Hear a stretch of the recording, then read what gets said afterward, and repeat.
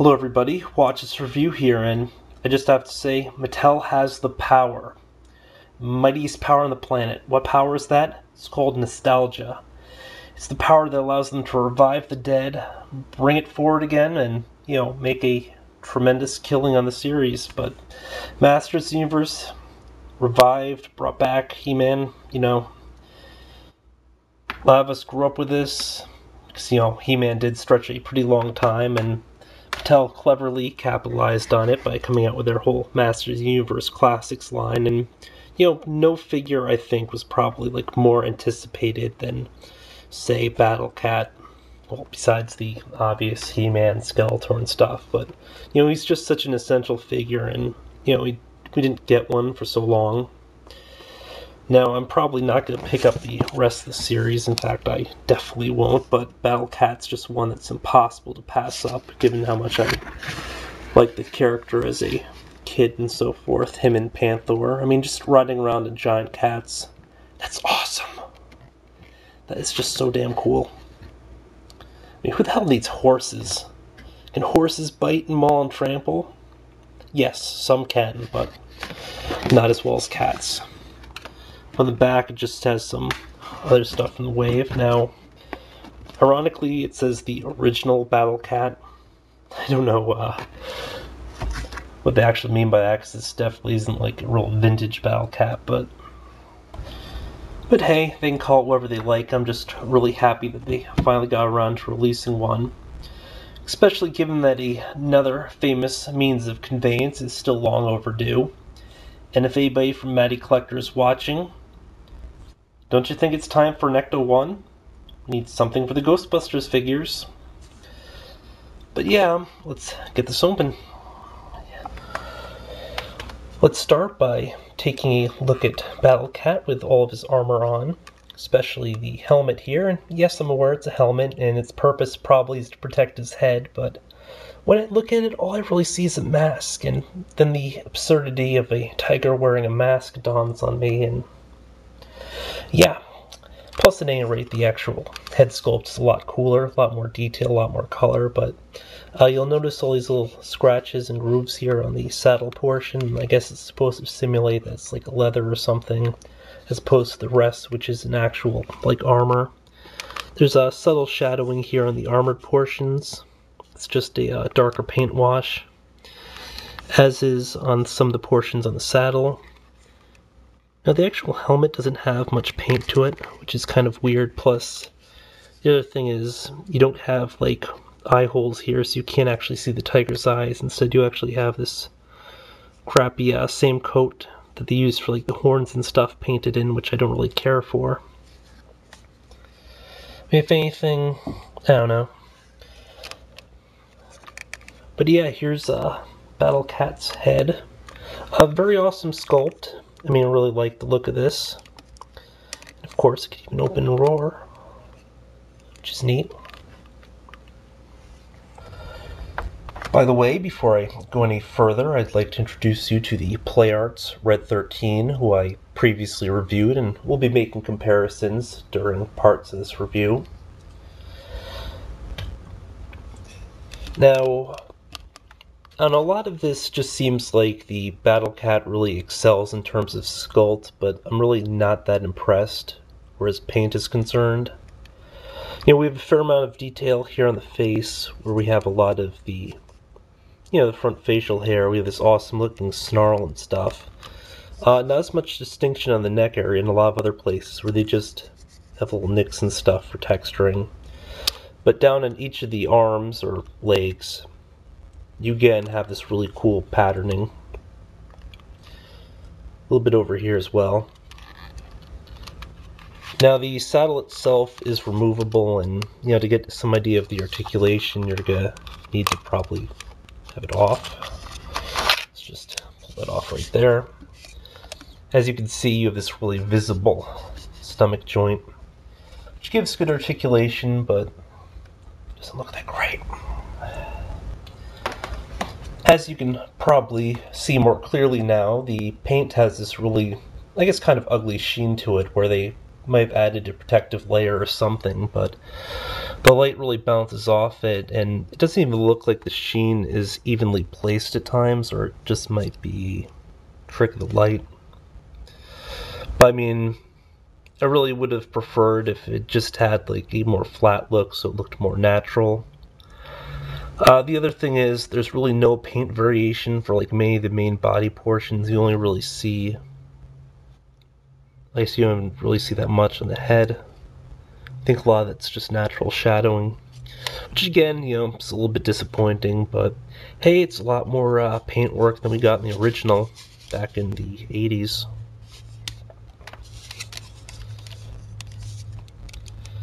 Now just looking at it, you can also see all the points of articulation, and there are a fair amount. Now mine apparently has a defect of sorts where a piece of glue or something is sticking around the crotch area, which is kind of weird. For many reasons.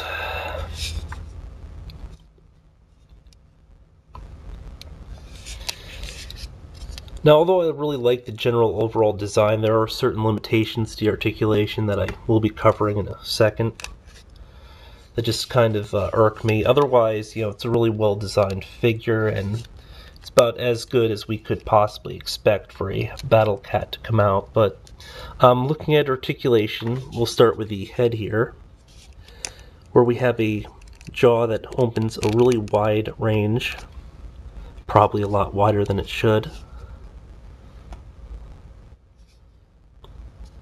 So yeah, no matter how big the figure's head, it'll probably fit right in there.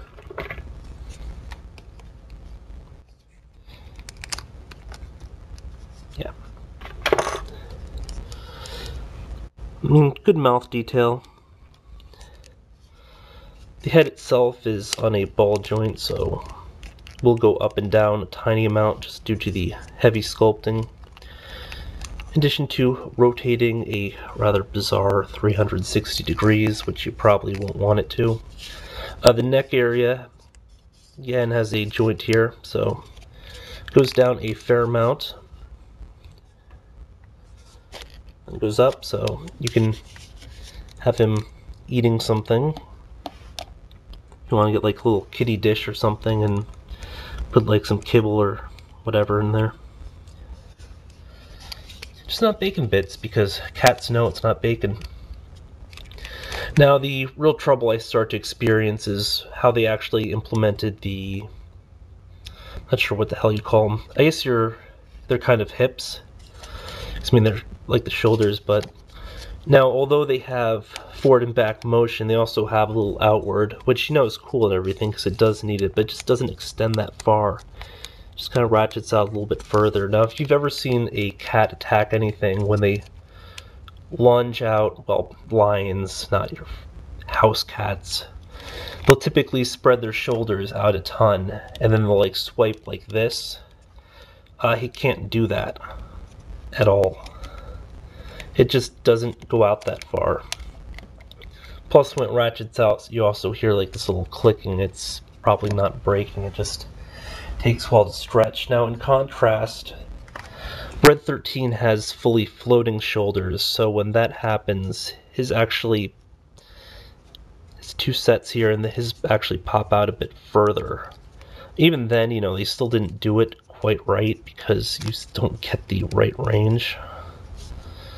But it's just slightly further. Actually, not much at all. Well, his go in, which is kind of neat.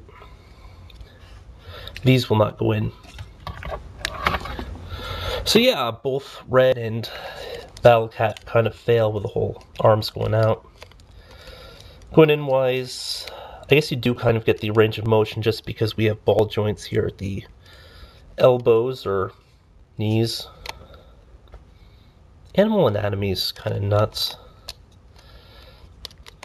Whereas if you compare it to Red 13, you know, he just has pin joints through parts, so it's mostly relying on these kind of floating shoulders. Honestly, definitely a better way to do it, although, I mean, technically the ball and sockets don't look as nice. It doesn't give you an as distinct area, but it's just a lot more convenient. Now, whereas he has multiple parts to each of his feet, this just has ankle joints. But again, ball and sockets, pretty good range. Not a fan of how they did the paw sculpting, just because it looks so flat, but you know, I guess for most of the time when he's actually walking and stuff, it's probably more for that. Also, check out his paws here. Kind of neat. Now at the waist section. Oh, plus I should probably mention that, you know, it's actually kind of a limited range of motion here with the hips. I mean, you do have the outward motion, which helps compensate for it, which lets it go back a little bit further, but it's kind of sculpted into this narrow area. It goes back a little bit, then it goes forward a bit. Not a tremendous range, but again, I guess it's kind of realistic. At the waist, though, we have this joint. It's a really cool one because not only can it rotate, but it goes back and forth a really large amount. So you can have a humped back tiger, rare, endangered species. I guess it's probably the position it might take if it had to use the battle cat box, or the battle cat litter, in addition to having just a more straight posture. Now it's kind of interesting because it half looks like you can actually get him to look a little bit longer with some of these poses, so it's definitely a consideration there. And because they did the lines or whatever separate, you don't really have any issues with the paint look, although you have this big blank area, which I guess is in itself a little bit awkward. They probably should have just done one more layer here, but it's probably like a QA thing that they were worried about. This joint also seems to loosen up pretty quickly. Now the back hips are similar to the front, but I believe they, well, I guess they don't go out too much further. But like when you pull them, you can see a certain amount of gap here, and then it just looks like there's a larger gap between here, so the back legs actually go out a bit further, which is something I actually noticed on Red 13 as well. Not sure why that's significant.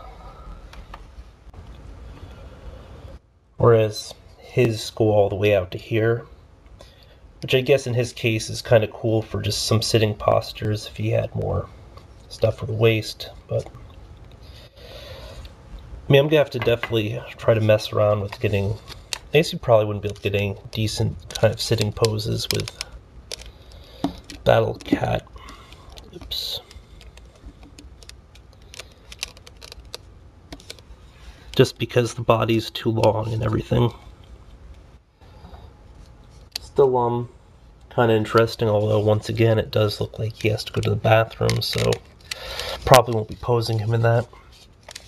Now the tail is articulate. It's on a physical ball, so he can wag his tail. It won't stand straight up, meaning that he's happy, but you know, I don't think this is a character that probably is happy a lot. Just look at that face. That's not a happy face. You know, good range of motion. I just don't see how you'd ever really use it that much, especially where it's kind of curled up. So when it's going out to the side, it just looks funky. I mean, up down's okay though. But again, range of motion's so on the back hip here, going forward and back. Probably more than you would need anyway, but you know. Now there are several different joints here as opposed to the ball and socket at the ankle area. You know, animals do have that kind of strange thing on the back, with, well, at least with quadrupeds. But we have a joint here which goes back a fair amount and forward a bit. Then for that midsection we also have this. Doesn't go back as far, but it will go forward a little bit further.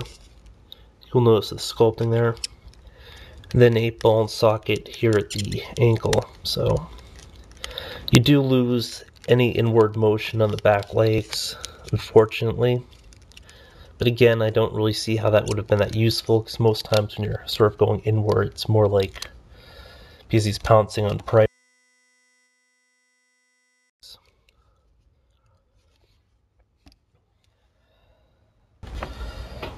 Now, interestingly enough, if you've seen Red 13, which you undoubtedly have by now, you'll notice that they did something entirely different for the back legs in terms of both general shape and everything. And his actually go inward quite a bit more, just due to the general shaping. I'm not sure if it's because he's a dog or wolf thingy and this is a cat, but it's just kind of interesting. I'm not sure if there are any real considerations for that, but yeah, I mean, definitely the Battle Cat's articulation does stack up to the PlayArt's Red 13, although he obviously has a lot more articulation at the foot level, where he has the additional point at the toe, basically, but you get the same equivalent motion for most of it just from the ball and socket there. So I mean, definitely an impressively articulated figure, very solid sculpt in places. Midsection, it's not as impressive, but we do have little bits and pieces here and there. Paint-wise, again, not great, but it's a Battle Cat. It's reasonably priced. I mean, for the price point it is, for the size it is, I think it still is a pretty decent deal. Of course, now it's actually tougher to find, so not as much. But given that he's a sort of core character, I imagine Matty or Mattel will probably release him at some point if you haven't already picked him up. But yeah, this has been a look at the Masters of the Universe Classic Battle Cat. Until next time, folks. Quick update, and no, I'm not putting the Batman mask on Battle Cat. It's named Battle Cat. I thought about it, but I can't find the stupid thing. I just wanted to point out the fact that because you have the ball-jointed, I guess, knees or elbows, wherever, you can kind of get the sort of side thing forward that I was talking about earlier, but it looks kind of hokey. Because, clearly it's not really extending out all that far, but so you can kind of get the motion, which is cool. But yeah, until next time, when hopefully I'll have the other mask for Battle Cat.